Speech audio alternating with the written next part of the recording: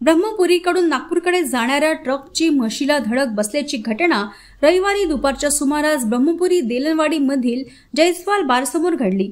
म्हशीला धडक लागल्याचा राग अनावर झाल्याने गुराख्याने ट्रक चालकाला अमानुष मारहाण केली। मारहाणी ट्रक चालकाच्या दोन्ही पायांना व डोक्याला गंभीर दुखापत झाल्याने रुग्णवाहिका बोलावून त्याला ग्रामीण रुग्णालयात दाखल करण्यात आले। पोलिसांना घटनेची माहिती प्राप्त होताच घटनास्थळ गाठून आरोपी गुराख्याला ताब्यात घेतले आहे। म्हशी पाळण्याचा व दुग्ध व्यवसाय करणारे गुराखी किंवा स्वतः मालक गुरांना चरावयास मुख्य मार्गालगत नेतात। काही वेळा तर चक्क रस्त्यांवरून गुरे नेली जातात।